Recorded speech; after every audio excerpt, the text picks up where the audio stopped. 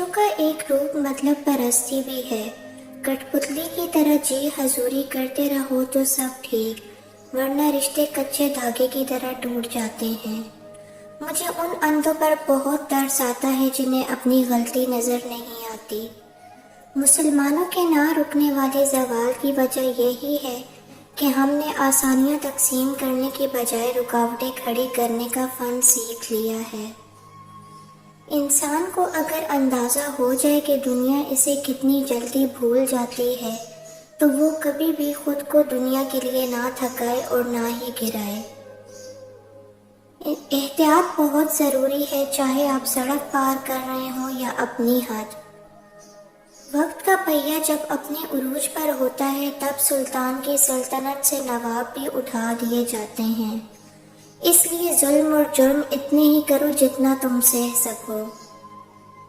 اولاد کی غلط تربیت کا طعنہ ہمیشہ ماں کو دیا جاتا ہے، جبکہ تربیت کسی ایک فرد کی کوشش اور ذمہ داری نہیں ہوتی۔ گھر کا ماحول، افراد کا رہن سہن، گھر کے دوسرے افراد کی شخصیات، گفتگو اور کردار بھی اثر انداز ہوتے ہیں، مگر یہ بات ہمارا معاشرہ سمجھنا نہیں چاہتا۔ ہر جگہ حوصلہ دینے والی نہیں ہوتی۔ کچھ جگہوں پر کہنا پڑتا ہے اور کہنا چاہیے کہ ہم جانتے ہیں تم تھک گئے ہو، ہمیں معلوم ہے تمہاری زندگی میں مسائل ہیں، ہمیں معلوم ہے کہ تم اپنی ذاتی معاملات کا ذکر نہیں کر سکتے، مگر اس سب کے باوجود ہم تمہارے ساتھ ہیں۔ ہم ہر بار ایک انسان کو مضبوط ہونے کا کہہ کر بہت ظلم کرتے ہیں، اس لیے خودکشیاں بڑھتی جا رہی ہیں کیونکہ کوئی ہمارا ہاتھ تھام کر بیٹھتا نہیں ہے، کوئی ہماری مایوسی والی باتیں نہیں سننا پسند کرتا۔ ہر کسی کے پاس امید والی ٹوکری ہوتی ہے اور وہ ٹوٹے انسان پر انڈیلنا پسند کرتے ہیں۔ ہمیں دوسروں کے جوتوں میں ایک بار جانا چاہیے اور دیکھنا چاہیے کہ وہ کہاں کہاں پر انہیں کاٹ رہے ہیں۔ زندگی کا کوئی مقصد بنا لو، پھر ساری طاقت اس کے حصول پر لگا دو، تم ضرور کامیاب ہو جاؤ گے۔ اگر تمہاری ماں تمہارے غصے کی وجہ سے تم سے بات کرتے ہوئے ڈرتی ہے تو پھر تم افسوس کرو، کیونکہ تم نے اپنے ہاتھوں سے مغفرت کا دروازہ بند کر دیا ہے۔ خوش نصیب وہ نہیں جس کا نصیب اچھا ہو، بلکہ خوش نصیب وہ ہے جو اپنے نصیب پر خوش ہو۔ زندگی ایک سفر ہے، مگر اکثر لوگ زندگی کو منزل سمجھ لیتے ہیں۔ لقمان حکیم سے پوچھا گیا، کیا زندگی میں موت سے تلخ لمحہ بھی کوئی ہو سکتا ہے؟ فرمایا، جب کوئی صاحب ظرف کسی کم ظرف کا محتاج ہو جائے۔ لوگوں کے رویوں کا زہر چکھ کر وہیں پر تھوک دیں، ورنہ یہ زہر آہستہ آہستہ آپ کو ڈپریشن کا مریض بنا دے گا۔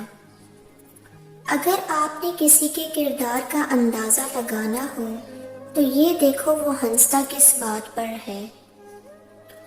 خوش دکھائی دینے کا مطلب یہ نہیں کہ سب اچھا ہے، بلکہ اس کا مطلب ہے آپ نے اپنے درد کسی کے ساتھ نہیں بلکہ اپنے ساتھ بانٹنے کا فیصلہ کر لیا ہے۔ زندگی گزارنا نہیں جینا سیکھیں۔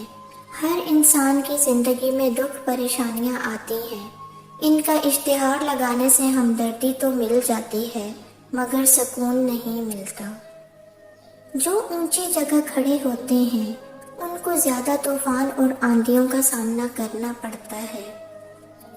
لوٹ کر آنے والوں کے لیے دروازے ہمیشہ کھلے رکھیں، یہی آپ کے رب کا بھی طریقہ ہے۔ جب انسان خود غرض ہو جائے تو وہ دوسروں سے راستہ چھین کر اسے اپنے لیے آخری راستہ بنا لیتا ہے۔ چابی سے کھلا تالا بار بار کام آتا ہے، مگر ہتھوڑی سے کھلا تالا دوبارہ کام نہیں آتا۔ اسی طرح رشتوں کے تالے غصے کے ہتھوڑے سے نہیں بلکہ محبت کی چابی سے کھولنے چاہیے۔